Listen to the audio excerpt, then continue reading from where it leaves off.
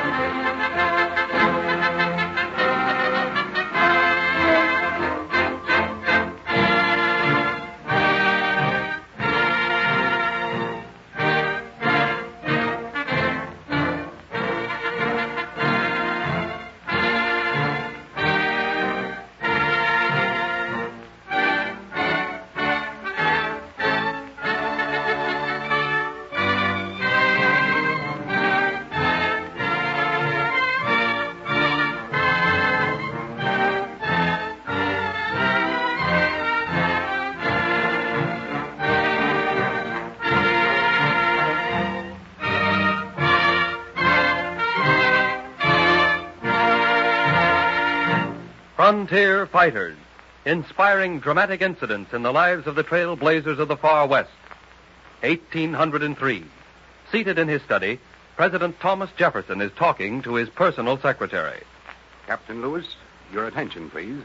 Yes, Mr. President. Captain, I'm a plain man. Plain spoken. Yes, Mr. President.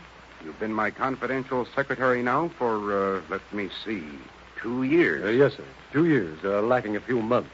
Captain, have you ever speculated why I chose an Army officer to be my secretary? Many times, Mr. President. Well, sir, you're going to relieve me? Send me back to the troops? No, I'm not returning you to your regiment. Captain Lewis, you've no business in the Army. No business in the Army? Oh, you don't think I lack courage, sir? Of course not. Your record in the whiskey insurrection is ample proof of your courage. Well, then, Mr. Jefferson, just what do you infer? Captain Lewis, as third President of the United States of America, I contemplate sending an expedition to explore the great Northwest Territory beyond the Rocky Mountains. You, Captain Meriwether Lewis, and another Army officer will lead that expedition. Well, I'm honored, sir, and thank you for your confidence. And who, may I ask, is to be my colleague in this undertaking? A man like yourself, a soldier, intelligent and courageous. A man who will sacrifice his life, if need be, to make this project a success. Captain William Clark.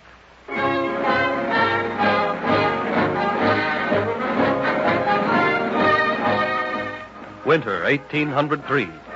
At the head of 26 men, 14 of them volunteer soldiers, the others Kentucky boys, Lewis and Clark were snowed in at the mouth of the Missouri River, near what is now the city of St. Louis, until the spring thaws finally released them and they traveled on. Ever westward toward the setting sun toiled the Lewis and Clark cavalcade, fighting hostile Indians, exploring the hidden tributaries of the great Missouri River, blazing new trails through the dense but magnificent wilderness, charting paths never before trod by white men. The winter of 1804 saw Lewis and Clark among more friendly redskins in what is now southeastern Montana. One day, while the explorers were making a survey with their simple yet effective instruments... Hey, look. Look, Clark. In the valley there. 2 men. They're both white, too. And an Indian girl. By Cornwall, one of the men is beating the girl. Well, we can't allow that. You're right, Lewis. Come on.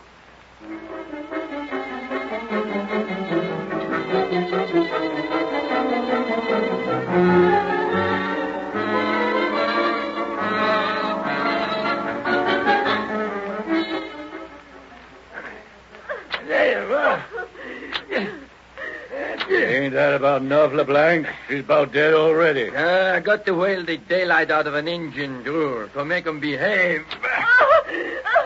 Stop. She's your wife now, not your slave girl any longer. You're married proper. That gives me more rights to whale her, and I'm taking them. Quit, I tell you. I'll face you one myself. Oh, you will you? Who'll help you? Well, I will. You raise that whip again, and I'll thrash you within an inch of your life. And who might you be? I'm Captain Lewis. This is Captain Clark. How? My name's George Dreyer. We was on our way to pay you a visit. Our expedition don't welcome white men who beat women, not even Indian women. Who's this man and this Indian girl? He's Pierre LeBlanc.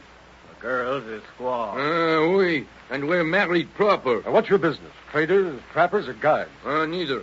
We're interpreters. What Indian we two men don't know, my squaw does. Does she understand English? Some. Go ahead. Palaver with her. What's your name, girl? Sacagawea. Who are your people? The snakes. What does Sacagawea mean among your people? Bird woman. I see. How did you come to marry this LeBlanc? Hold your tongue. I'll answer that. Yeah, we're listening.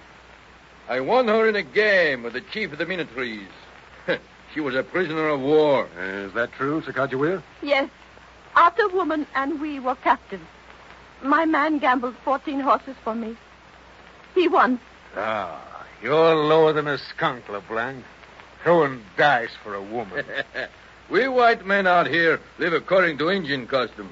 I want both women fair and square. I married this one. She can guide, too. And so you two men want jobs as interpreters, huh? Yes, sir, we do. Well, you're hired at Army pay.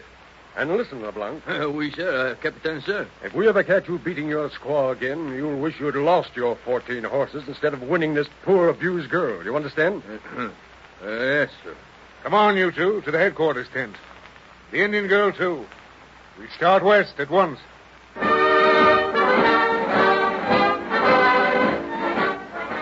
Grateful to Lewis and Clark for delivering her from the white man's lashings, Sacagawea many times saved the expedition from total annihilation, as one day, while on the plains...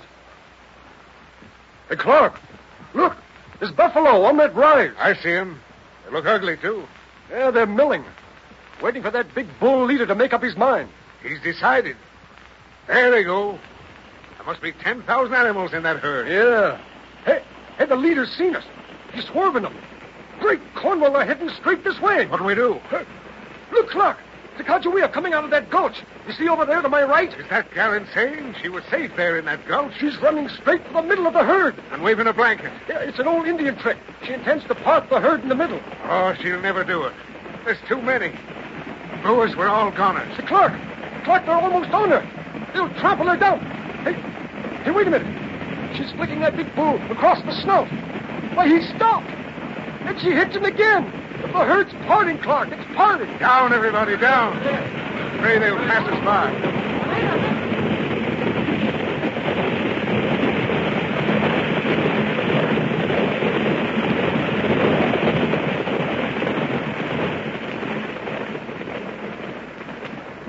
Hey, Clark. Clark, you all right? Sure. My eyes are full of dirt. Yeah. Well, the herd parted in the middle, just as Sacagawea intended it should, and passed on either side of us. But where's Sacagawea? The girl's safe. She's still standing there where she hit that bull leader in the snout. Hey, look, Clark. She's waving her blanket at us. Look, man. I see her now. By Cornwall, Lewis, she's laughing at us. She's laughing at us.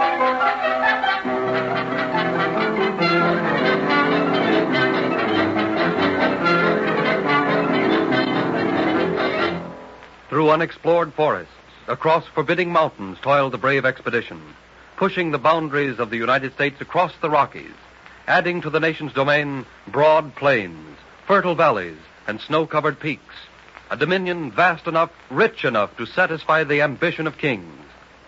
All through the long journey westward, with countless obstacles blocking the blood-stained, sweat-soaked path of the explorers, Sacagawea was constantly at the side of Lewis and Clark. The end of the month of June, 1805, found the party at the foot of the Great Falls of the Missouri, and, while making their tedious and harrowing portage around the Great Falls, Lewis and Clark and their intrepid companions celebrated the first 4th of July ever to be held in Montana. Above Great Falls, they discovered that the Missouri River broke into 3 forks, which they named the Jefferson, the Madison, and the Gallatin. While traversing this country, they were deluged by numerous thunderstorms. Clark, this ain't a rain, it's a cloudburst. Better get out of this riverbed. This stream will be a torrent before long. Here it comes. Where's Sacagawea? Up ahead. Where you always find it. You take the men to that rise over there. and I'll go after Sacagawea. All right. To the rise. All men in baggage. Sacagawea! Sacagawea! Where are you? Here, Master Lewis, in this tree. Hang on for your life. I'm coming. Sacagawea! Thank heavens I found you. What shall I do, Master Lewis? Hang on to my shoulders. Your arms tight around my neck. When I let go of this limb, I'll let the current take us downstream. And trust in God. Here we go. Hold on, Sacagawea. We'll make it.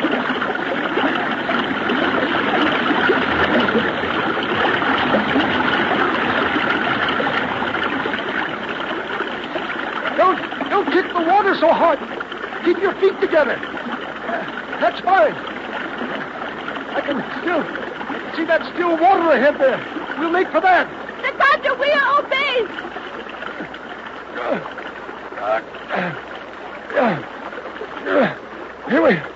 Here we are. Safe and sound. Quiet now. Well, I take hold of these branches to help us up out of the stream.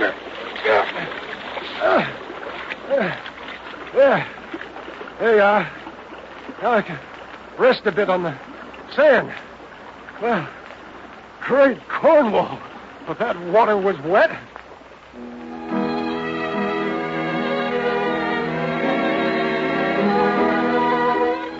Their buckskin garments hanging in tatters from their gaunt shoulders, their faces deeply seamed from hunger and exposure, their bare feet torn and bleeding, their flesh seared by Indian arrows, the explorers finally reached the Columbia River.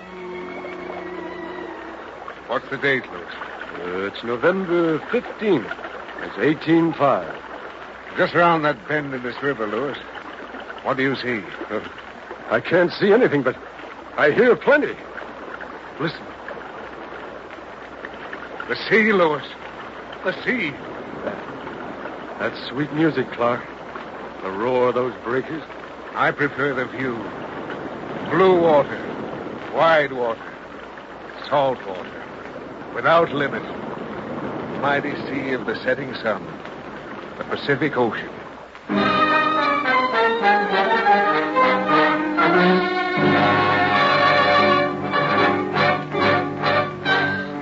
And thus did victory crown the Lewis and Clark expedition. An epic struggle against almost overwhelming odds. A journey that gave America riches beyond human comprehension.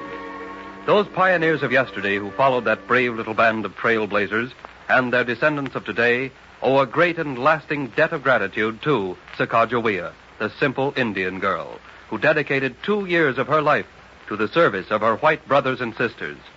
And thus did the frontier fighters of yesteryear battle danger, the elements of nature, and discouragement to push the American boundary ever westward.